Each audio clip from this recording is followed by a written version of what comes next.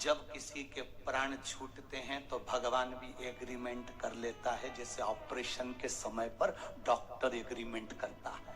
बोलो करता है कि नहीं करता? मृत्यु के जब ऑपरेशन थिएटर में डॉक्टर लेकर जाता है तो डॉक्टर भी एक एग्रीमेंट करता है। कौन सिग्नेचर करेगा, कौन जवाबदार होगा, कौन करेगा? डॉक्टर अपने ऊपर जवाबदारी नहीं लेता, एग्रीमेंट करवाता है। सिग्नेचर करिए कि आप ऑपरेशन करवा रहे हैं, आपकी जवाबदारी हम लेकर जा रहे हैं, सब चीज एग्रीमेंट करवाता है डॉक्टर। उसी तरह जब प्राण छूटते हैं तो यमराज से जीव आत्मा भी एग्रीमेंट करवाती है कि आप मुझे लेकर जा रहे हो तो मेरी पत्नी और मेरे बच्चों का, मेरे परिवार का भरण पोषण कौन करेगा? तब यमराज कहते हैं कि जन्म उस परमात्मा ने दिया है तो एग्रीमेंट करके भेजा है, मरने के बाद जवाबदारी उसकी हो जाएगी। तू चल,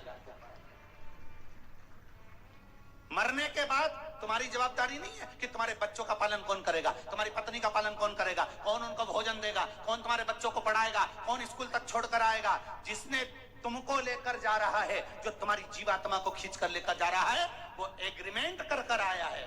भगवान विष्णु के यहाँ से सूचना मिलती है, इसको उठा कर लाओ, मतलब फाइल तैयार है, एग्रीमेंट पूरा है, यमराज लेकर जा रहे हैं। तो कहते हैं, तो यहाँ पति अपनी पत्नी से कह रहा है, तू पूछ रही है कि तुम्हारे जाने के बाद मैं किसके सहारे रहूंगी, बच्चे किसके सहारे रहेंगे, कौन संभालेगा हमको? तो पति ने मरते मरते कह दिया, तू चिंता मत करना, जिसने जन्म दिया है मृत्यु वही देता है, और मेरे जाने के बाद ये पूरी सत्ता भी वही संभाल लेता है। तू क्यों चिंता करती है, तू क्यों टेंशन? गया जाने वाला चले गए। अब ईमानदारी से बोलो, दादा परदादा मर के चले गए तो तुमने क्या रोटी खाना छोड़ दिया? जम के बोलिए जरा। दादा परदादा मर के चले गए तो तुमने क्या श्रृंगार करना छोड़ दिया? दादा परदादा मर के चले गए तो तुमने कभी घर में गुलाब जामुन नहीं बनाई क्या? दादा परदादा मर के चले गए तो तुम गाड़ी से घूमने नहीं गए क्या? दादा परदादा मर के चले गए तो जमीन नहीं संभली क्या? दादा परदादा मर के चले गए तो दुकान नहीं चली क्या? दादा परदादा मर के चले गए तो बच्चों का पालन नहीं हुआ क्या? दादा परदादा मर के चले गए तो क्या किसी ने कोई चीज का संभाल नहीं हुआ क्या? हुआ, बस कहीं ज्यादा कहीं कम, कहीं घी खना कहीं मुट्ठी चना, संभालने वाले ने संभाला। कितने मरे कोरोना महामारी में, अंदाजा लगाइए जरा।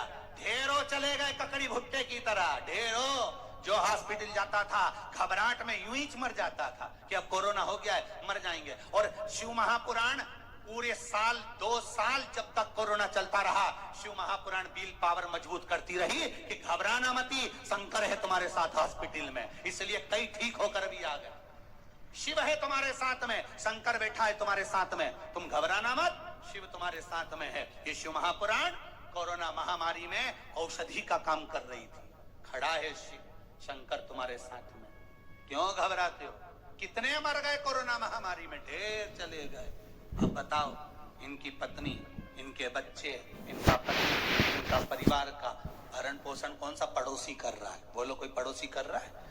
रिश्तेदार क्या 2 रोटी दे रहे हैं? मरने के 15 दिन ही सही से कर देना, वही बहुत है रे रिश्तेदारों, वही बहुत है। ना तो तुम करोगे, ना तुम्हारे रिश्तेदार करेंगे, ना कोई पड़ोसी करेगा, ना कोई समाज, ना कोई दल, कोई नहीं करेगा।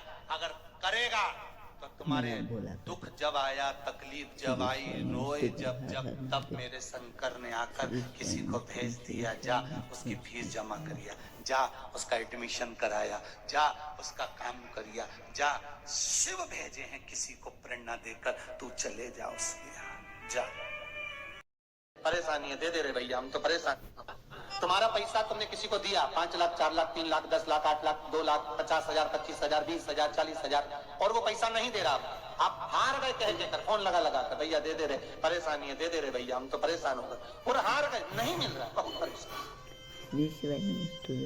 तो महाराज, किसी भी अष्टमी या नवमी तिथि के दिन आप माँ जगतजननी जगदम्बा का शिव के साथ में शिव शक्ति का स्मरण कर कर देवी के नाम की 9 आहुतियां, सूखे बीले की, मतलब बीला जो सूख चुका है, फल जो सूख चुका है, उसकी 9 आहुतियां अग्नि में शंकर और सती के नाम से, शंकर और शिव के नाम से समर्पित करें। और आखिरी आहुति जो समर्पित करें उसमें थोड़ा सा भाग तिल का, और तिल भी काली नहीं चढ़ती उसमें, श्वेत तिल का भाग उसके साथ लगाकर समर्पित करें। और जिस जिससे धन लेना है उसका नाम लेकर वो समर्पित करे महाराज, उसको सुध आएगी और वो पैसा किसी भी हाल में आपके हाथ में थमाकर जाएगा ही, ये पक्का है। उसकी आहुतियां, हे जगजननी, हे जगदम्बा, तेरा नेत्र बिंदु से जो प्रकट हुआ वृक्ष है बेलपत्र का, उस वृक्ष की एक एक जड़ हो, टहनी हो, डाली हो, फल हो, शूल हो, वो सब मुझे अंगीकार है, मुझे स्वीकार, मुझे स्वीकार। उसका आनंद सुख देने वाला है जगदम्बा। मां पार्वती शिव जी के साथ में आनंद में विराज। और एक निवेदन आप सबसे कहूंगा, प्रयास करिएगा जीवन में 2 रोटी कम खा लो पर किसी से कर्जा मत। और एक शिवलिंग के अंदर केवल अकेला शंकर नहीं है, जहां पर गोल धारी पर शिवलिंग रखा हुआ है वो जगदम्बा पार्वती का हस्त कमल है।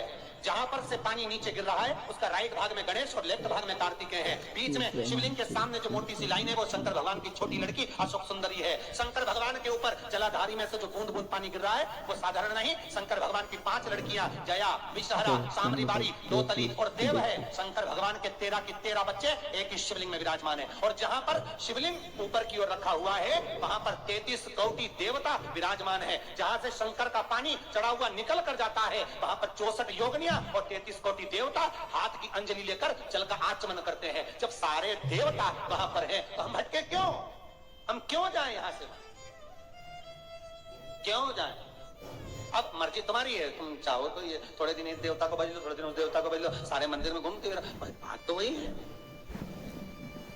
तो ये नसों में तकलीफ रहती है, लोगों को गठिया का दर्द रहता है, गठिया बाय हो जाती है, उसके लिए भी हमारे यहाँ शास्त्र कहता है, शिव महापुराण की कथा कहती है कि बेल का जो फल होता है वो 12 महीने शिवरात्रि आती है।